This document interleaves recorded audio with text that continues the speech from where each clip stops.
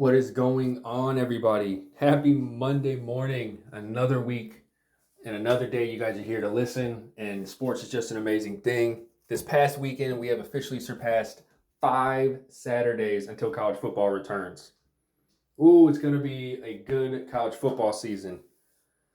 And now that the traveling circus of SEC Media Days in Tampa has officially packed up its bags, all the talk show speculation is officially over. So, like I said, we're about a month away from Labor Day weekend. Fall camps are opening up across the country this week, and it is time to lay down cold, hard evaluations. In a 16-team super conference in the SEC, everybody wants to talk about parity and league depth. But when you look at actual national title ceilings, the teams with the talent, density, blue chip ratio, and tactical coaching to actually lift the trophy in Atlanta, there's a very clear tier at the top. So this morning, I'm going to be establishing my definitive preseason Mount Rushmore for the SEC. So there's going to be no fluff, no dark horse flyers, just 4 of the heaviest hitters in the conference. And I'm going to be telling you right now, it is between Texas, Georgia, and Ole Miss.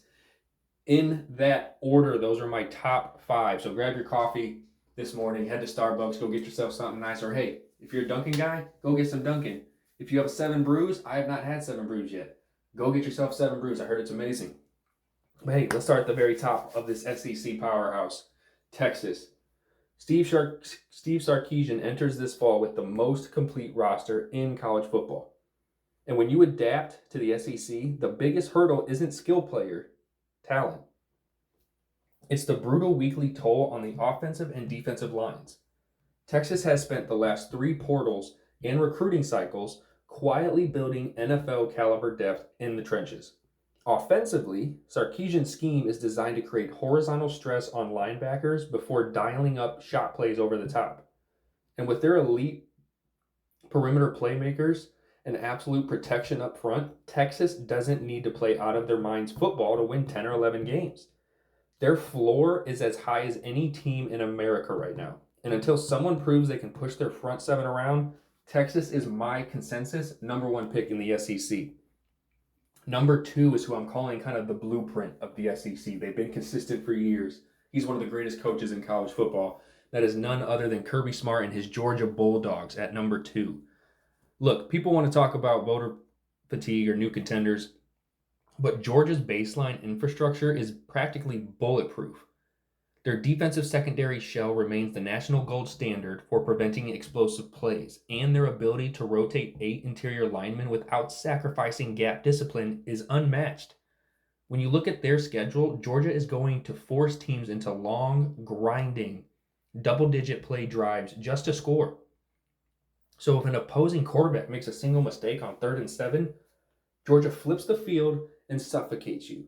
They are the ultimate metric of consistency in the sport. And with their quarterback coming back, and that defense is always your classic Georgia defense, just nitty-gritty, hard-hitting, in your face. And listen, when you go down to Georgia and you play in the hedges or in between the hedges, good luck. That fan base is one of the meanest and greatest in college football. Number 3 on my list, Ole Miss, who I'm now highlighting as the Heisman engine. And make no mistake, this isn't a cute, feel-good ranking either. Ole Miss is a genuine national championship contender. Their quarterback, Trinidad Chambliss, enters the season on a legitimate Heisman track. What makes Ole Miss so dangerous this year is their offensive balance. They aren't just relying on quick strike tempos here and there. They have retooled their run game and retained high-level defensive talent up front under head coach Pete Golden. If Chambliss keeps taking care of the football and stays on schedule in 3rd and medium situations, the Rebels have the firepower to trade scores with anybody in the country on a Saturday night. I'm so excited to watch this team play, especially when they have LSU come to town. Oh boy, Lane Kiffin's return is going to be a night game in Oxford, Mississippi? Rebels, Tigers, Chambliss, Kiffin, Sam Levitt. I mean, and Kawan Lacey. Don't get me wrong. Kawan Lacey could be a preseason Heisman candidate. So you'll have 2 Ole Miss guys possibly in a preseason Heisman candidacy right now. Whew. And then my last team, my finishing out the top 4, The LSU Tigers. All eyes are down in Death Valley right now and on Lane Kiffin as he officially takes the helm in Baton Rouge. Kiffin brought in an unbelievable influx of transfer talent, over 60%. I have said this in my last couple episodes. I don't think you guys understand. Bringing in that much change to a team to try to get on board within a month before your first game, there's a lot to take in. So a lot of people are asking him and figuring out, okay, how is this cohesion going to work down in LSU? But like I said, over 60% of his depth chart is made up of new faces. When you put Kiffin's vertical passing concepts in Death Valley under the lights, the ceiling is astronomical. Their season opener against Clemson is going to tell us everything we need to know right out of the gate. If Blake Baker's defense can eliminate the catastrophic blown coverages that plagued them all of last year and simply give Kiffin's offense 4 extra possessions a game, LSU is going to be an absolute nightmare in November. And it's crazy to say this. I don't even have Alabama in my top 5. I would say after LSU, I'm putting A&M in there.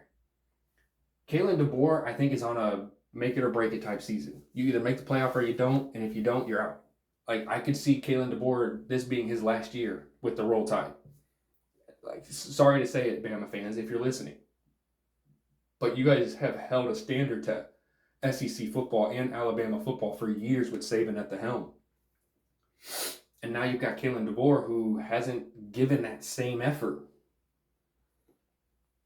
But I think it's going to be a crazy SEC season. I think it's going to be a crazy season in general. But that is my definitive SEC Mount Rushmore heading into fall camp. Number 1, Texas. Georgia at number 2. Ole Miss Rebels at number 3. And Lane Kiffin and his boys down in Baton Rouge at number 4. But hey, I want to hear from you guys. Who's your guys' top 4? You know, did I leave Alabama or Texas A&M out of the top 4 too early? Did I make a mistake by putting LSU in there? I mean, seeing that roster and seeing what Lane Kiffin did at Ole Miss, I don't see why that's a crazy pick. But who is your pick to actually lift the SEC trophy in Atlanta come December? Drop your top 4 rankings in the comments below. And like I always end this podcast, make sure you hit that subscribe button on Spotify, Apple Podcasts, YouTube, so you never miss an episode every Monday and Thursday morning. Keep your notifications locked on our TikToks and YouTube, because I will be posting shorts and also a little bit of previews of what the next episode is probably going to be. I appreciate you guys starting your Monday morning drive with me. Stay locked to the tape, stay disciplined, and like I always say as well on Mondays, I'll catch you on our next episode Thursday morning. Peace and love.